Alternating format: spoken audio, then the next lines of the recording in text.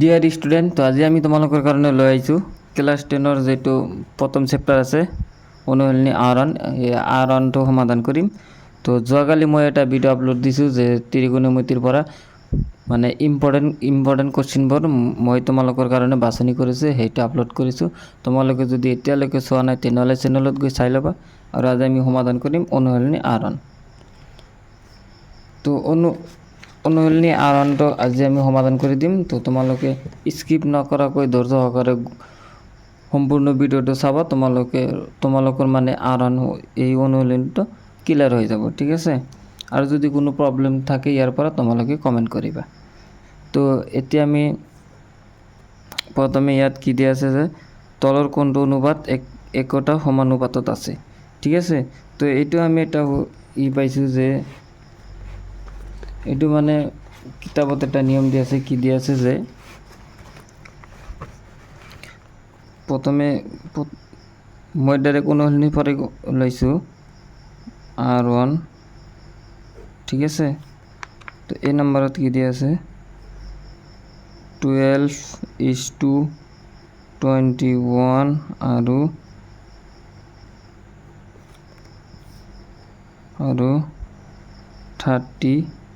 32:56, ঠিক আছে। তো এটা আমি কেনেকৈ লিখিব পাৰিম?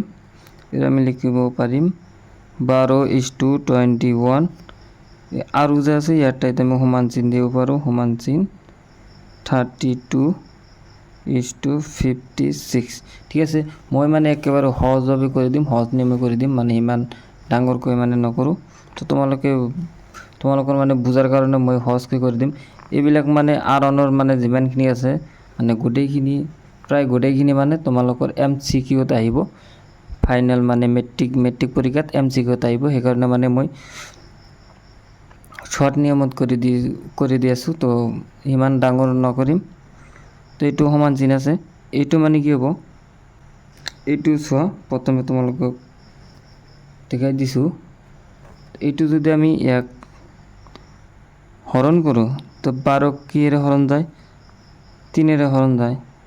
তো 12ৰ মাজত 3 যাব কিমান বাৰ? 4 বাৰ। 3 যাব 4 বাৰ।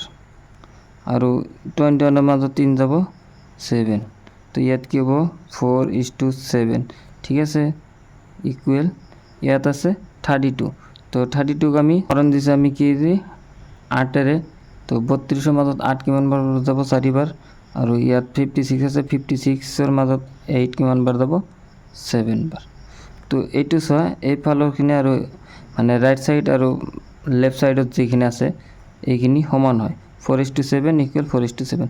তো এইটো সমান হ'ব, ঠিক আছে। তো কোনটো সমানুপাতত আছে? তো এইটো যেহেতু সমান, তো আমি ক'ব পাৰোঁ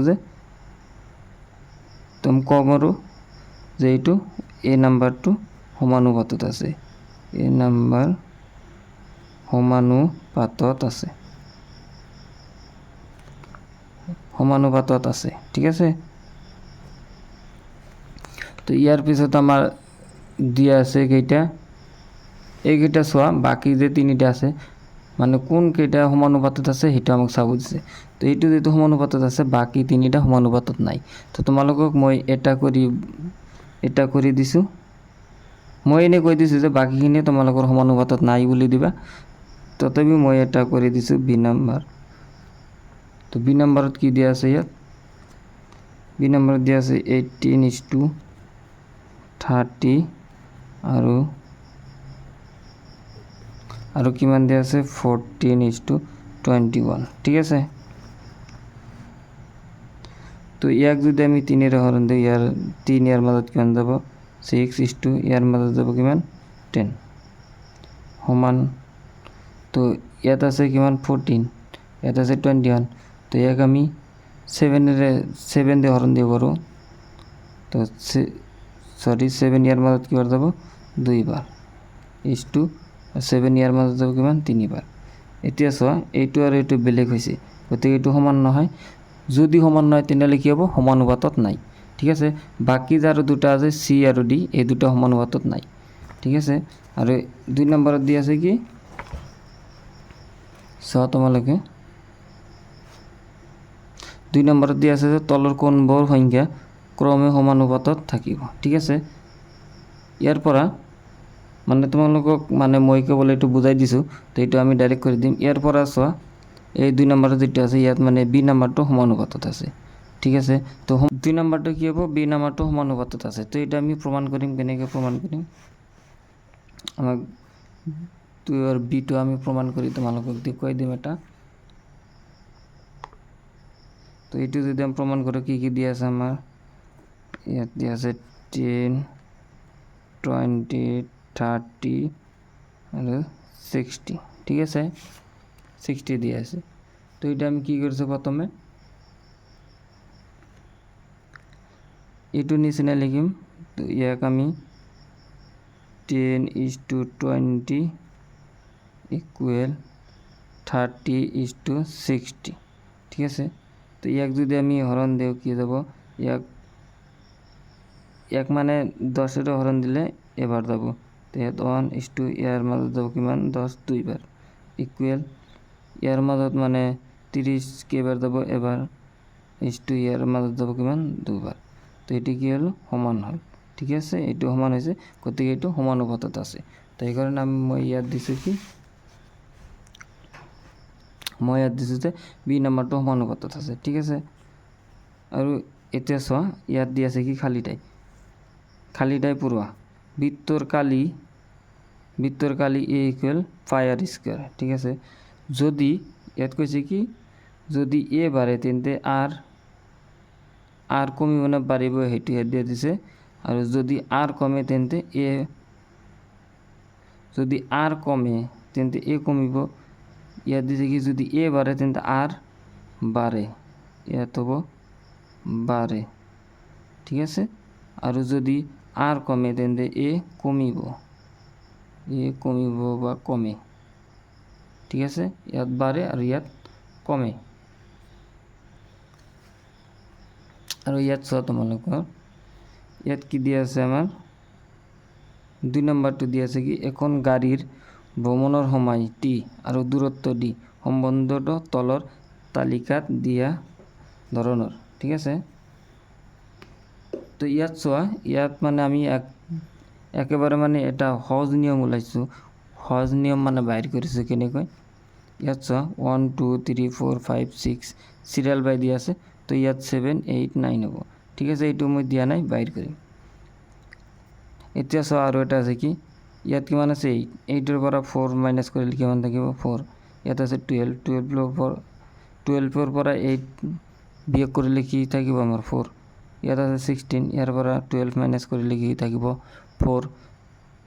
তো ইয়াৰ পৰা দেখা গ'ল যে ইয়াত মানে যিটো ডিফাৰেঞ্চ আছে, পাৰ্থক্য আছে, সেইটো আমাৰ কিমান আছে 4 ঠিক আছে, 4 আছে। তেনেহ'লে মনত ৰাখিবা এই 4টোৰ বহুত কাম আছে, 4 আছে।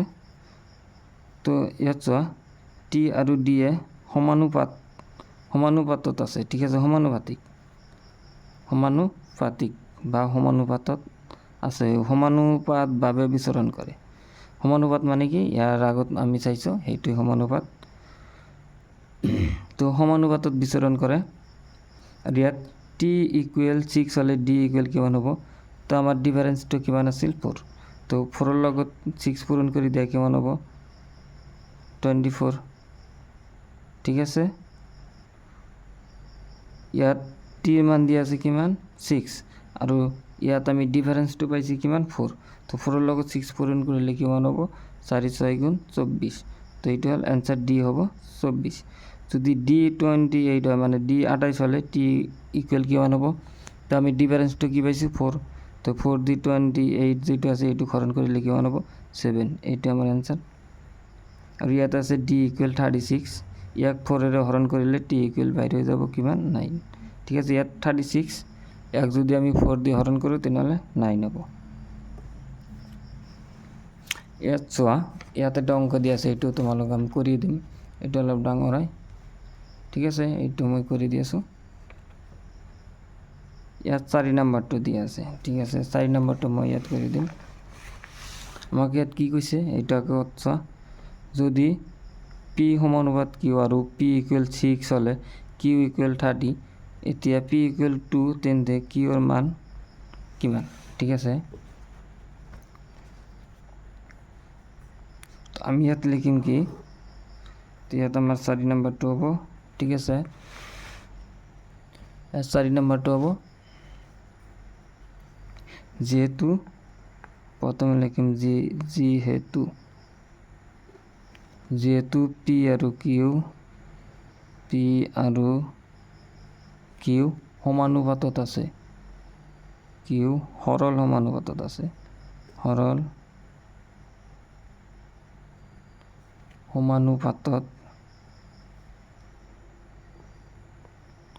সমানুপাতত আছে।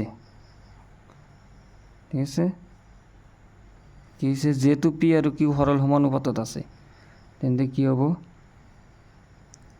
কিউ বাই পি আৰু কিউ সৰল সমানুপাতত আছে, তেন্তে হ'ব কিউ বাই পি ইকুৱেল কিমান হ'ব, 36/6।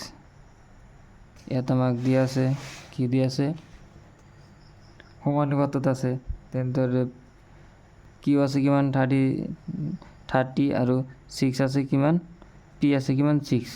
ঠিক আছে, এইটো 36 নাই, এইটো 30 হ'ব, 30 দিয়া আছে। ঠিক আছে, তো এই 6 দি ইয়াক হৰণ কৰিলে কিমান যাব, 5। তো ইকুৱেল আমাৰ আমাক ইয়াত কি বাহিৰ কৰিব দিছে, কিউ বাহিৰ কৰিব দিছে। ঠিক আছে, তো কিউ ইকুৱেল আমাৰ কিমান হ'ব, কিউ ইকুৱেল কি হৈ যাব, 5p। ঠিক আছে, 5p। এতিয়া চোৱা, ইয়াত আমাক পিৰ মানটো দিয়া আছে কিমান, 2। তো ইয়াত আমাৰ 5 × 2 হৈ যাব, তো কিমান হ'ব, 10। ঠিক আছে, তো এনসার আমার ইয়াত কি হ'ব, সি যেটো আছে 10, এটা আমার শুদ্ধ আনসার। ঠিক আছে, এটা আমার শুদ্ধ। তো এতিয়া চোৱা, ইয়াত কি দিয়া আছে, তলৰ তালিকাখনৰ খালী ঠাইত ৱাইৰ মান, তো ইয়াত আমাক কি বাহিৰ কৰিব দিছে,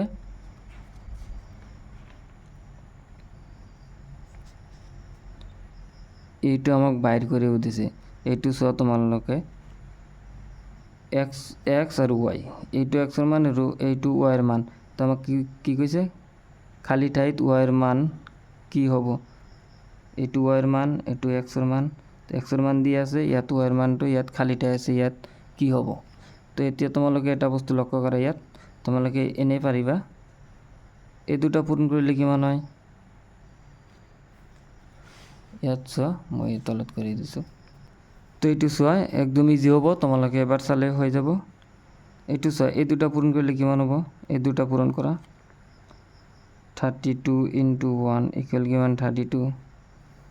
আৰু এই দুটা পূৰণ কৰিলে কিমান হ'ব, 16 × 2 ইকুৱেল কিমান হ'ল, 32। এই দুটা পূৰণ কৰা, কি হৈ যাব, 8 × 4 ইকুৱেল কিমান হ'ব, 32। তেনেহ'লে ইয়াত আমাৰ কি আছে, ইয়াত আমাৰ কি হ'ব, গোটেইখিনি পূৰণ কৰিলে কিমান হয়, 32।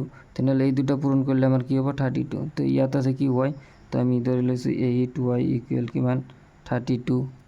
ঠিক আছে, 8y ইকুৱেল 32, তো y ইকুৱেল কিমান হ'ব, 32/8 ইকুৱেল কিমান হৈ যাব আমাৰ, 4 আনসাৰ।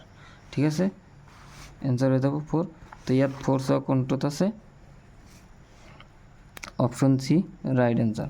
ঠিক আছে, তো আজিৰ কাৰণে এইখিনি। যদি ভিডিওটা ভাল লাগে এটা লাইক কৰি দিবা, চেনেলত নতুন হ'লে সাবস্ক্ৰাইব কৰি দিবা। আৰু তোমালোকৰ কাৰণে ইম্পৰ্টেণ্ট ভিডিও এটা আপলোড কৰা হৈছে, ত্ৰিকোণমিতি যেটো চেপ্টাৰ আছে তাৰ পৰা ইম্পৰ্টেণ্ট কোৱেশ্চনবিলাক দিয়া হৈছে। যদি তোমালোকে এতিয়ালৈকে চোৱা নাই, চেনেলত গৈ চাই ল'বা। আৰু চেনেলত বহুত কেইটা মানে ভিডিও দিয়া আছে, তোমালোকৰ বহুত ইম্পৰ্টেণ্ট হয় মেট্ৰিকৰ কাৰণে। তো তোমালোকৰ যদি পছন্দ হয় তেনেহ'লে চাই ল'বা, ভিডিওবিলাক চাই ল'বা, এটা লাইক কৰি দিবা, আৰু চেনেলত নতুন হ'লে সাবস্ক্ৰাইব কৰি দিবা। তো আজিৰ কাৰণে এইখিনি, বাই বাই, টাটা।